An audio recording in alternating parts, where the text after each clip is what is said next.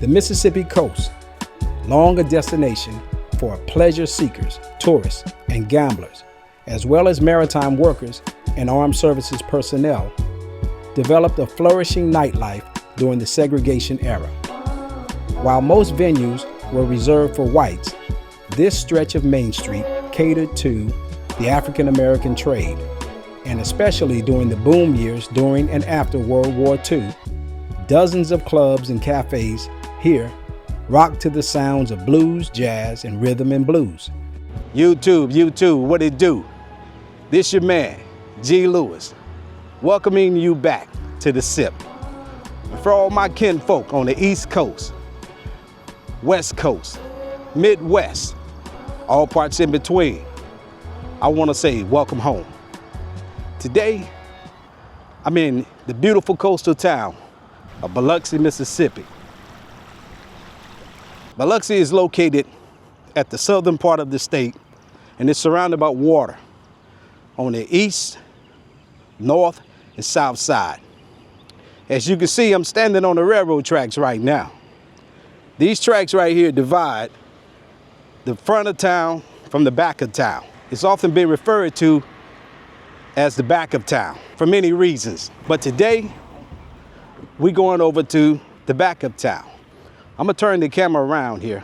Well, I'm gonna turn around with the camera and show you behind me, over here, is the back of town. This is where most of, well, not most, all of the African Americans during segregation was concentrated in this particular part of the city. As I turn around here and show you behind me is what they considered downtown. So where you would find the banking institutions, city hall, police department, the infrastructure of the city. So the black people were relegated to living in what is known as the back of town.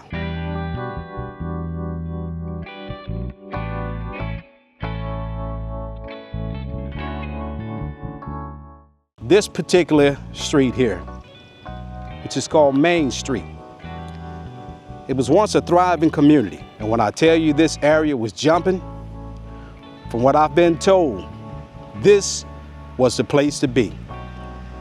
The best way I can compare it to is Bourbon Street or Beale Street. This area here had businesses like this one.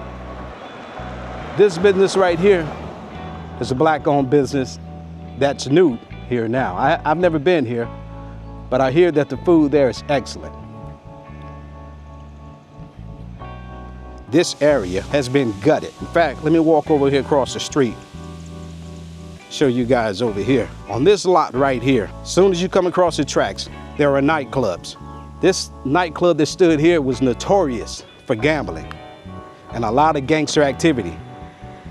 I believe it was called the Little Apple. This whole street, in fact, was flooded with restaurants, nightclubs, arcades, whatever you wanted in the black community, for the most part, was located here on this street. There was even a pharmacy located here. Everything that the black community needed, they could come to this area.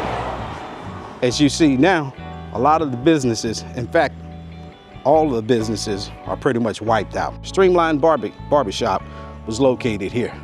Directly over here across the street from it was another barbershop located right here. I've heard people say that integration was much needed, but I've heard people say that integration killed the black-owned businesses in many of the southern and small towns. As I look down and around here, you can see it. There are businesses along here as well, all up along this area here. Now, all you have are open lots. Some of the buildings are actually still remain here. We're coming up on a building right here that was, it was the bloodline of the entertainment industry. This building, you wouldn't believe it by looking at it now, but this building was booming. The 60s, the 70s, the 80s, even in the 90s. Over here to this side, people lived in it. The owner had, apartments in there. Over here to the left was the nightclub, the Blue Note. I want to bring you to one of the locations and stops along what was known as the Blues Trail. These open lots over here were actual restaurants, and I believe they had a couple of hotels located on this beat, on this street as well. One thing that's always gonna be a staple in the black community is churches. That church over there right across the street has been here for many of years. I would dare say over a century. But the reason I brought you here today, Blues Trail marker represents one of the stops along the blues circuit for a lot of entertainers. On the back of this plaque here, it says Biloxi was strutting to the rhythms of the cakewalk dances, vaudeville, minstrel shows, dance orchestras, ragtime pianists, and by the late 1800s, before blues and jazz had fully emerged, Biloxi's musical culture was particularly influenced by the intertwines of New Orleans and the Crescent City jazz pioneer Jelly Roll Martin, 1890 to 1941, and Bill Johnson, 1874 to 1972. I guess it's their birth and death. Both men lived in Biloxi in the early 1900s before moving to California and Chicago and other distant locations. Morton's godmother, reputed to be a voodoo practitioner in New Orleans, had a home in Biloxi in 1907 to 1908, where Jelly Roll Morton frequented on Raynor Street. It was a gambling den that was called the Flat Top. It's pretty long, I'm not gonna read the whole thing, but I will give you a gist of what it was about. I guess these are some of the servicemen who served here during this time frame.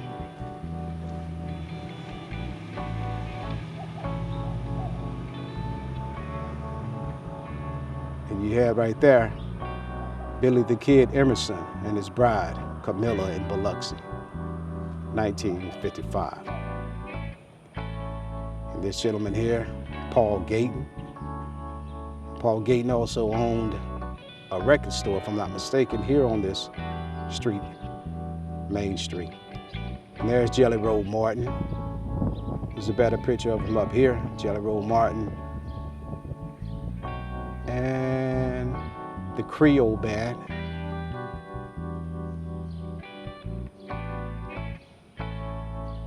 So, and I guess this is a map illustrating all the businesses that were located along this strip of, this Main Street strip. So Jelly Roll Martin spent a lot of time here in Biloxi. You know, said his godmother was a voodoo practitioner.